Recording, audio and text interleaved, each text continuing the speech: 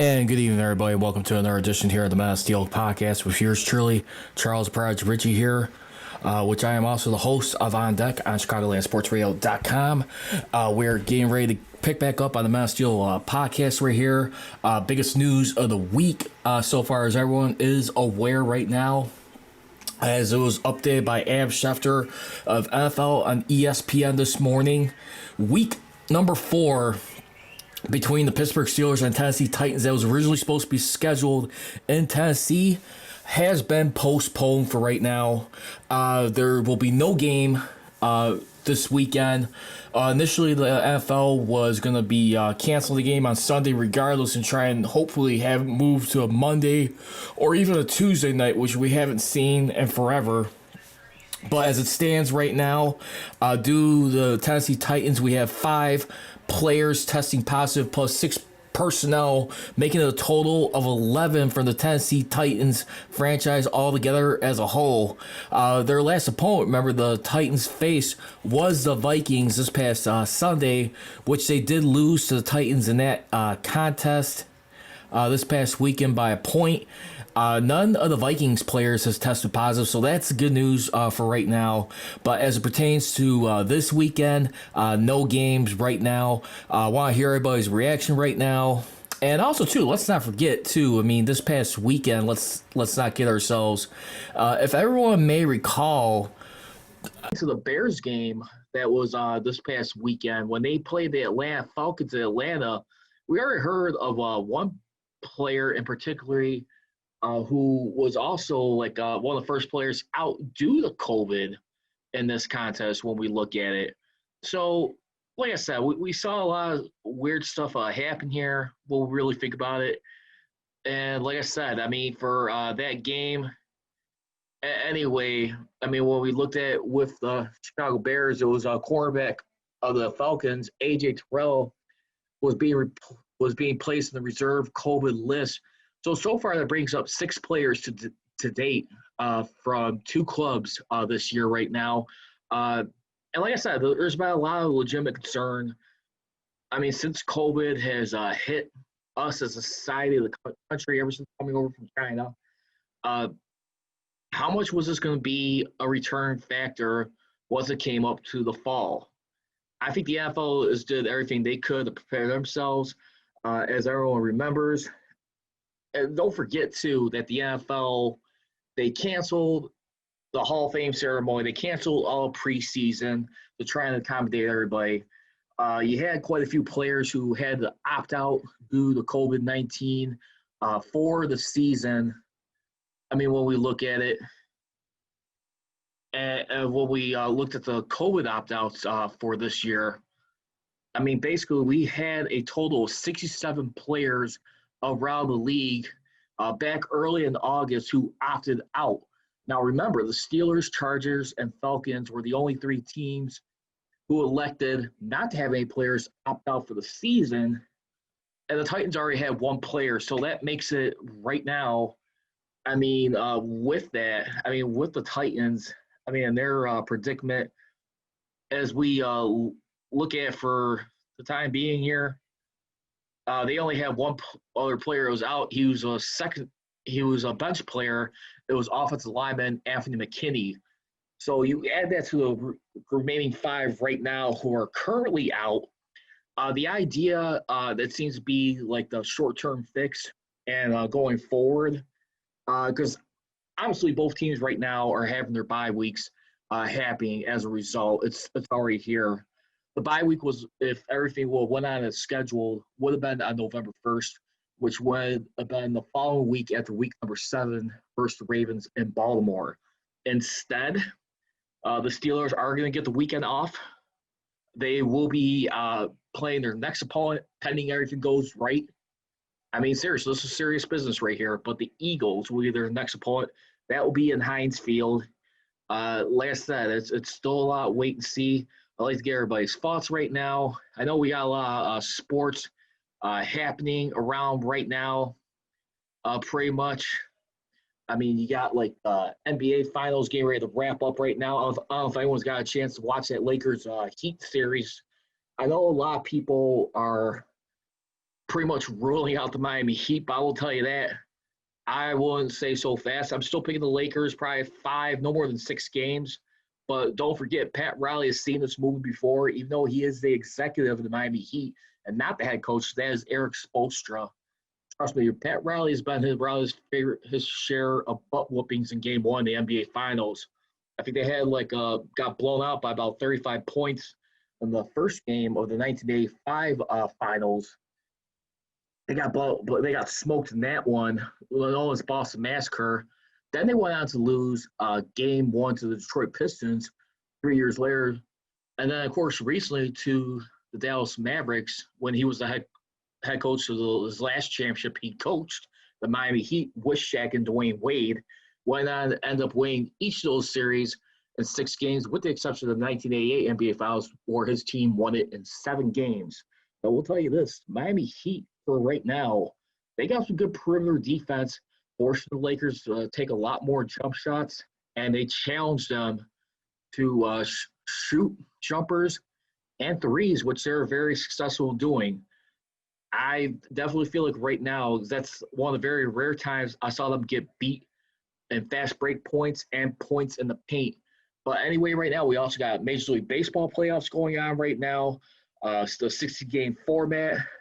I was just taking a look at Zubin, Keyshawn, and Jay Will of their new show on ESPN. I believe it's streaming on YouTube. I'm not sure what channel it is. They're a brand new show, pretty good. Be free to check them out. But they seem to be not interested in having this expanded 16-team MLB playoff format going forward if you're going to run the risk of having losing teams in there. So we'll see how that goes. But personally, for right now, I like it. I mean, let's face it, with COVID-19, I mean, as much as everybody had to stay home, had to go for a lot of hardships right now, people are barely getting back into work. There's still a lot of people right now that are hurting. My prayers, love, and thoughts are with everybody, especially during the racial times we're going through right now. But you got to admit, with everything with COVID and things getting back to normal slowly, look at what it's bringing us right now. I mean, I must say, as a Steeler fan, I'm enjoying watching a Steelers and Lakers game on at the same time right now. And that's something, I mean, playoff basketball while the Steelers season is going on. That I thought I'd never see in my lifetime. I mean, it's different. Usually around this time, we'd be expecting closing in the tip-off of the regular season. But like I said, that doesn't seem to be the case right now. It's completely flipped a little bit in the way where we're starting out the football season and the NBA Finals is wrapping up. You got Major League Baseball playoffs taking off. We have a new Stanley Cup champion being crowned. Is for the second time in franchise history, the Tampa Bay Lightning. They host their second Stanley Cup. Beautiful way, the way they took care of the Stanley Cup trophy. But let's go ahead and get right back here to Steeler football. Again, if you guys want to follow me on social media, you can follow me on Twitter and Instagram at Prodigy Richey. For the Mass Steel Podcast on Twitter, it is at Mass Steel CJR. On Instagram, at Mass Steel Nation. Once again, week number 4 between the Steelers and Titans kiboshed for this weekend due to it was originally 3 players that started with the Titans that increased to 2 more. So we got a grand total of 5 players plus 6 personnel, which brings 11 representatives, players and personnel combined, which forced NFL to cancel this game right now.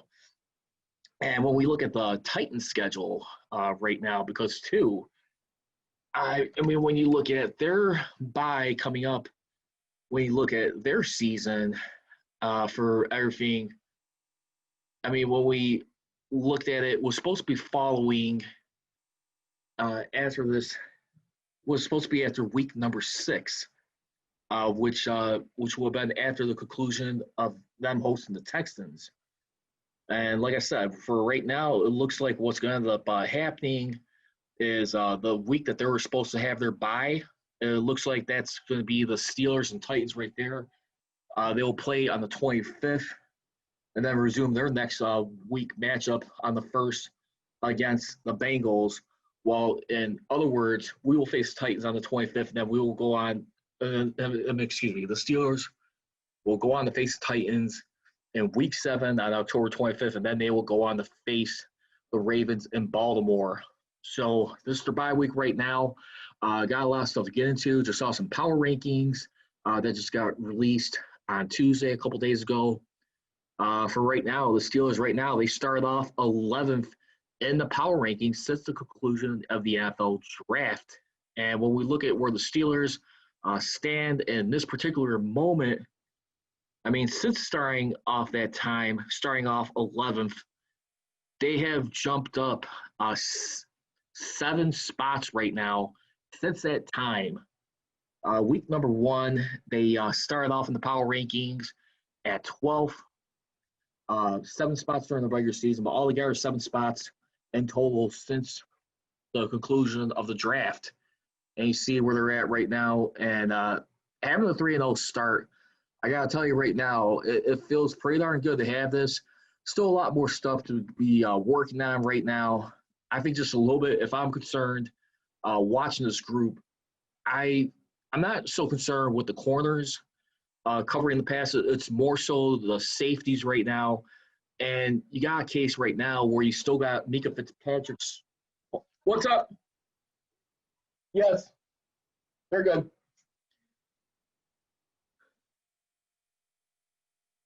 The miracles of life being at home when you got to work from home, isn't it, folks? Make sure you got to take care of stuff around the house. Remember that. You seen that lesson a couple days ago when I was doing the NBA Finals preview. But anyway, back to the Steelers right now. Mika Fitzpatrick, here's the only thing. I didn't get a chance to pay too close attention. I'm just really interested to see, looking at the stat sheet. But I will say this. I think with Mika, remember, I mean, he was not so warm up to the idea of being slotted in at strong safety. And I don't know if anyone wants to feel free and comment and correct me, but I really believe right now, I gotta believe he's been playing a few snaps at strong safety, away from his pedigree of free safety. Because remember, I mean, I think Mike Tomlin wasn't going to plan on moving him at all. I think they were going to plan on keeping him around that spot. I mean, don't get me wrong. I believe things do change at that moment. But when we really look at it too, I mean, for the Steelers and everything going on, I mean, you look at their coaches right now on this team here. I mean, and you look at, who we got here as far as like Terrell Austin Sr., who's a defensive assistant and secretary right now. I mean, a senior defensive assistant and secondary, Terrell Austin. I mean, who's been around for 17 years, and this is like his second straight year with the Steelers. You got to believe he's definitely putting a little bit of input on this right now because for right now, I mean, him and Keith Butler working together with Mike Tomlin. Because remember, you do also got Sean Davis on this squad right now who they liked his threat more so like his specialty and special teams, which is a big reason they brought him back. But when you look at the depth chart right now, as far as free safety, I mean, you got Sean Davis right behind him, and then you got Terrell Emmons and Sean Davis here. And like I said, there seems to be just a little bit of like questions going on here. I mean, how's Fitzpatrick being utilized? I mean, has he been slipping up as far as like playing in coverage right now? And then when you look at the overall performance right now of this squad right now, I mean, he has not gotten any interceptions right now. Guys who have gotten interceptions, believe it or not, and they're all tied for 1 interception apiece, is Mike Hilton, TJ Watt, Joe Hayden, Cam Hayward. So, I mean, it's pretty much a split in half right now, 50-50 between like your non-defensive backs with Cam Hayward, your defensive tackle, and your outside linebacker and TJ Watt, while Mike Hilton and Joe Hayden are the only 2 corners right now that are getting that. So that seems to be a little bit of concern for me right now. And then when you look at like the total combined tackles, I mean, Fitzpatrick is still not doing bad, but he's like second in tackles behind Terrell Emmons. So I do see him listed as strong safety, but that is a little bit like alarming right here, if you ask me.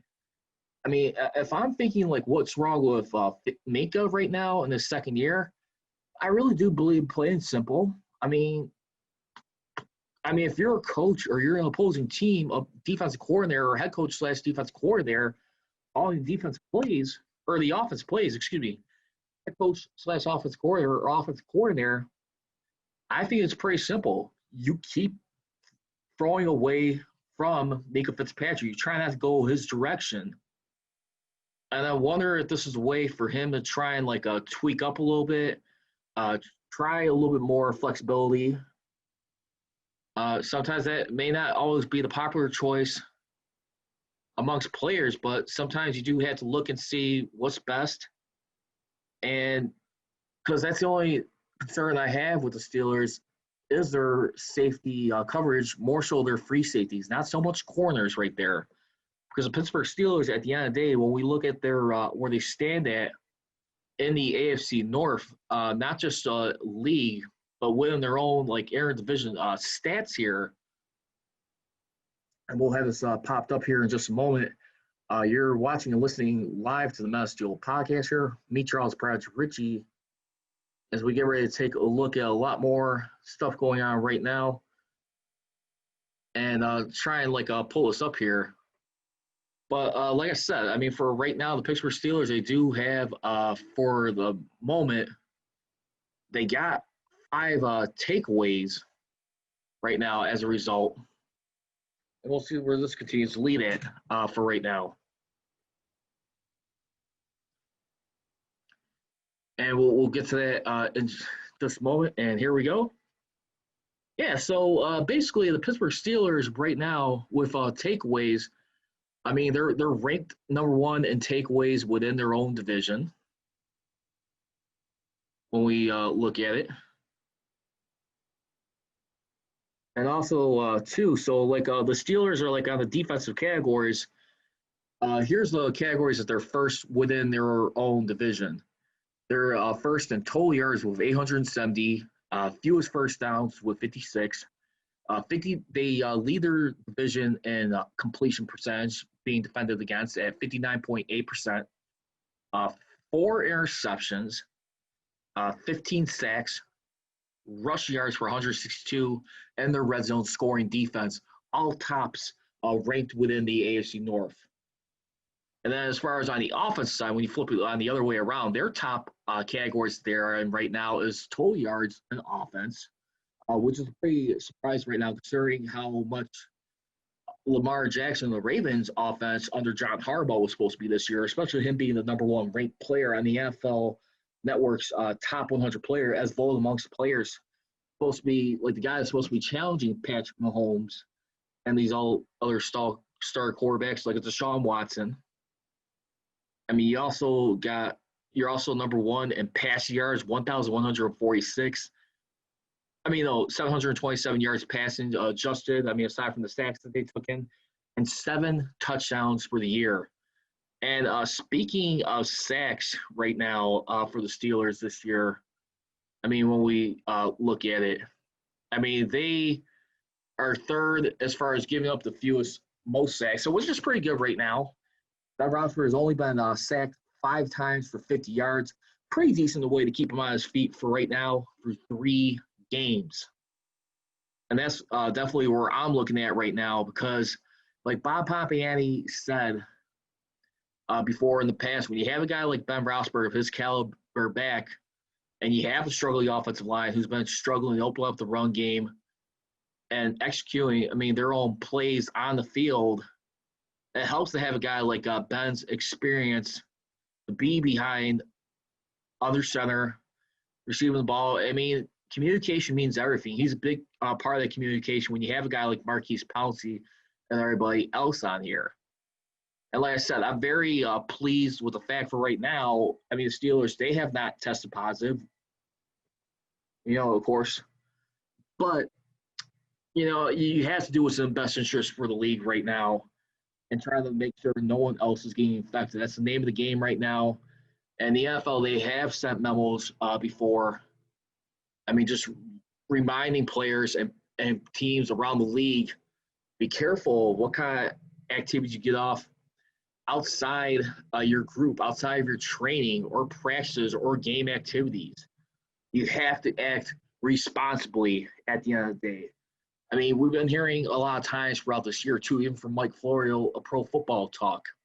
How many times we heard throughout the year that coaches are being warned by the league right now to have your face and nose, your mouth and nose covered. There's a lot of times where guys who are wearing masks, they're having it around the neck area and not over here. And that has been getting spotted little by little. Definitely expect some fines, some punishment. I mean, I even heard like inside the locker room, Tunch Wolf, Craig Wolfley and Tunch Hogan, former Steelers players right there, linemen, basically said by Craig Wolfley too. I mean, it gets to a point where it's like if you're not like taking these regulations seriously, I mean, even Mike Tomlin, who said, I mean, like one misstep could affect everybody. I mean, will it get to a point where you'd have to start seeing teams forfeit games? Now, here's the only part where I get very concerned with that, because I'd hate to see it get to a point right now where we would have to consider canceling some games. Because remember, we also still got a very important factor to remember too, like I mentioned too, was that, okay, if you reduce the amount of games and you're forfeiting some games, what happens to the revenue, those game checks right there? Because remember, I mean, I think the lesser games you have, that has to somehow drastically affect the salary cap in many ways. Because remember, we're looking at a drop in salary, no more than $35 million at the maximum. That could be huge right there. And if anything, I mean, it's going to be a question where we have to delay the playoffs. Do they run the risk of delaying the start of the playoffs maybe around middle of January or start around Martin Luther King's Day? I mean, do you enter a situation right now where you would have to like end the Super Bowl on President's Day? And that's where I'll look at, because when you look at President's Day, that is on February 15th, Valentine's Day week pretty much when we look at it. I mean, Monday, February 15th. So you would be ending the Super Bowl on Valentine's Day. And that'd be a real interesting thing right there when we look at it. Then you would have the conference championship games on the weekend of the 31st and the 17th. So you'd probably be looking at a situation where instead of starting off like the first, second week of January, the playoffs, who's to say that, you know, depending how many more games had to be postponed, they got rescheduled. The NFL decides to start the playoffs on Martin Luther King weekend, that weekend right there. Everybody feel free to join in on the podcast here. If you guys want to call in, you're more than welcome to. Lines are open anytime. It is 312-209-2232. Again, that's 312-209-2232 is show number the dial in if you guys want to leave me any comments, or if you guys just want to just simply watch along the stream on the Facebook page, Men of Steel Podcast, and on Instagram. Same thing. You can follow me on social media once again on Twitter and Instagram for the Men of Steel Podcast. On Twitter, it is at Men of Steel CGR, at Men of Steel Nation on Instagram right now.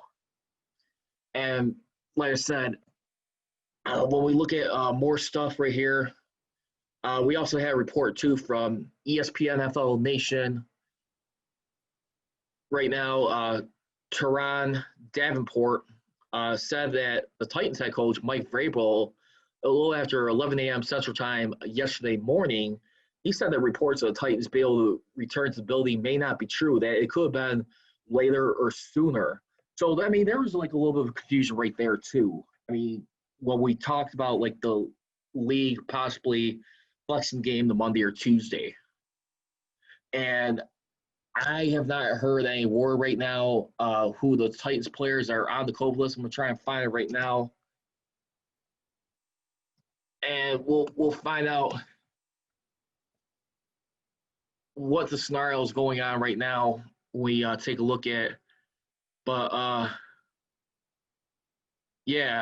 that's the only thing. Is remember, with the reserve and COVID, the NFL is advising coaches and leagues that they cannot put the reasons why, like if it's like any health issues or whatever, that remains undisclosed.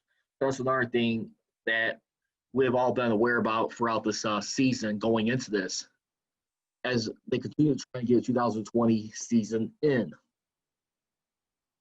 Now, as far as like the Steelers, I mean, like with Mike Tomlin too, one of the biggest things too, I mean, one of the things that is going to help someone too is a guy like Deontay Johnson, who is currently in concussion protocol. That could be very huge right there because if your next opponent, which is going to be on October 11th, pending, and I say that word literally, no offense, but you got to remember one thing for right now when it comes to that, got to make sure no players are sick. And here's a reminder of concussion protocol in case anyone wonders how that works. I got the procedure right here in front of me. Basically, this is what it has to go through. And Deontay Johnson, I would imagine, would be cleared for the Steelers' fourth game of the year against the Eagles. This is how it works, and here's a quick rundown. They are required to rest until symptoms go away, such as headaches or dizziness. They're examined by a neurologist and to see how well their balance, like cognitive functions, have returned. And every NFL player is tested every year prior to the start of the season to measure those functions for a baseline that is then used to measure concussion recovery against. And then it goes on. Under direct supervision of the team's medical staff, the player will begin light aerobic exercise once he has cleared step one, such as making sure that the headaches and dizziness have gone. So they'll be doing like light exercise, and if there's any relapse in symptoms, go back to step one where they got to get some rest. If they clear step number two, continued exercise and strength training, other team supervision, they begin a ramp of workouts. As the symptoms arise, back to step number one all over again, back to the beginning. If they make it for step number three, player makes it for the first three steps, he is permitted to return to the football field and non-contact drills. And same thing, any symptoms arise, back to the beginning. The player makes it for the four stages with no sign of relapse. The team's medical staff can give him clearance to return to full practice. At that point, he must be examined and given clearance by an independent physician. So again, rest, everything good, no symptoms. Go on to step number two, where they'll be supervised, do some light exercise. If you're good to go there, great. They'll continue light exercise, and they'll ramp it up just a little bit.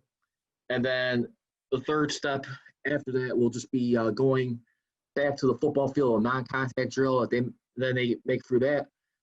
They just got to get cleared by the team's medical staff and be examined one final time and given clearance by an independent physician. And once they are cleared, team okay, they're able to go back to the field, play right there, and come back to the field in that situation. And that's what we got right there.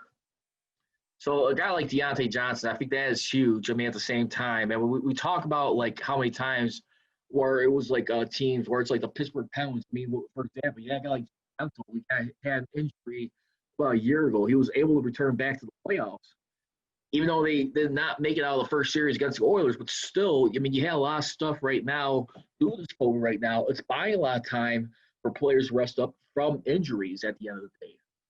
That's the thing we have to pay attention to right here. And when we look at it too, for other than that, you had Derek Watt. He was out. Marcus Allen was doubtful. And pretty much Tom was assessed on the Titans going into this game, which what happened with this washed out. He said the Titans are a rough and tumble group. And we're singularly focused on preparing the play, which is out the window right now. But that's where we stand for right now. So there you have it. I know it's a little bit sucky right now at the moment, but like I said, I'm one of the guys who stands a little patient. I know I heard a lot of people close by me, a couple of friends, or people fans of this game in general. Why not have a season and play in the spring? The only thing is right now, are they going to make amendments to the CBA? Because the problem is you have the new league CBA starting around St. Patrick's Day week. That's my only concern, because if you do that, you just call the season a wash. You just extend it into the spring, and you resume play right then and there. I don't know. That is just a little bit weird for me at the same time, and it just does not feel right at all. And because you're talking about how much stuff go down, I mean, how's that going to be approved? How much of that is predetermined? But we'll find out. But let's go ahead and get in the fair or foul right now. We'll just do one topic as always. Fair or foul topic number one. We will get a finish to the regular season. I'll say fair for right now. I just doubt we're going to see any games get cut off right now for the moment. Like I said, it's still, we still got a long ways to go to determine that. Obviously, everyone's holding their breath right now. It's just all about just everyone just being self-responsible and just being disciplined enough. The hugest thing, I mean, everyone continues to wonder why. Why doesn't the NFL doesn't have a bubble? Well, it's an army of players, no offense at the end of the day. When you got 53 guys, I mean, as opposed to like a group of like 10, 15 players on a basketball team, or yeah, I mean, you got a lot to think about right there in that respect. I mean, when you have 9 players on a baseball field, you got sports where you could do socially distance. I mean, football is a physical contact sport as a group. So you're going to run into a lot more risk, breathing on each other, one tackling someone, and making some plays at the end of the day. But that's going to do it for this edition here of the Mass Duel podcast as we look at. And for right now, like I said, feel free to follow me on social media. I'll definitely continue to keep everyone posted. And plus, I'm in the works with working on Byron DR, though. We're going to try and work on a quarterly segment here on the Mass Duel podcast. We'll go over the NFL power rankings more in depth. And real quickly, just in case anyone didn't see the NFL power rankings, the power rankings I'm referring to are the ones released by NFL.com. And here are the top 10 right now before we head out here. So remember, the Steelers are 4th in that category. And the Chiefs right now, they just jumped up to 1 spot after being number 2 the previous week, even though they barely won in overtime to the Chargers. Just holding Lamar Jackson 97 yards passing, 83 yards rushing right there. And to sack this guy, like 5 times, I believe it was. And the Chiefs sent a message right there. As Steve Young said, Lamar Jackson is a career 0-5 when coming back from 10 points or more. He has not won a game yet, and that includes the playoffs. I imagine he'll start to snap out of that funk soon. He'll start to figure that out. But for right now, that is a big indictment on a young quarterback right now who's in a second full season at that starter. Number 3, the Ravens, they dropped 2 spots. They dropped into the 3rd slot just because of that loss right there. I mean, yes, you did handle business against the Browns. You beat them up on opening week. Did a decent number on the Texans. I mean, it wasn't too much of a runaway game, but I mean, they did enough convincingly to get that number 1 spot after week 2. But now you find yourself in the 3rd spot. Number 5, since I already mentioned the Steelers are 4th. Number 5, you got the Seattle Seahawks, who have not moved anywhere, just like the Bills are 6th. You got the Titans at number 7. The Patriots at number 8. They moved up 2 spots after just defeating Derek Carr and the hot Raiders team right there. I wasn't really expecting the Raiders to get a win in New England at that time. I mean, I like Derek Carr. I mean, he's still a question mark at times, but I like his humbleness. I like his passion. And I really do believe the Raiders could be a playoff team this year. Followed by that, number 9, you got the Chargers. They dropped from number 8 to number 9. And then last but not least, slowly but surely, you got the Tampa Bay Buccaneers, who are at 10th. And since the post-draft for the Tampa Bay Buccaneers, they have been at 12th. They have been at number 12. And they have moved up 2 spots. And since week number 1, they were at 13. So they moved up 3 spots in the total during the regular season. And that's going to do it for this edition of the Mass Steel Podcast. Once again, you can follow me on social media, on Twitter and Instagram, at Prodigy Richey for the Mass Steel Podcast. On Twitter, it is at Mass Steel CGR. and on Instagram at Masteel Nation. Make sure to keep here Mondays and Wednesdays. I figure I took a little bit of break from yesterday only because wasn't expecting what was going to be happening with the Steelers-Titans game, possibly rescheduled to a Monday, Tuesday. Plus, I was doing a little bit more work in-depthly on the stats within the division, their rankings. So there you have it. We just went over the AFC North division rankings.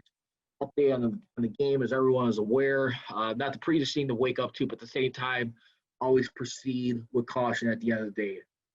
And make sure you can always catch me Mondays and Wednesdays at 6:30. And I may be working on a start change. I may ponder starting at 8 o'clock Central Time to scare everyone the heads up. I'm highly thinking about that, but for right now, I'm planning starting at 6:30 Central Standard Time. Once again, as I always say, don't be trolling, be rolling. Here we go, Steelers. Here we go. Hang on.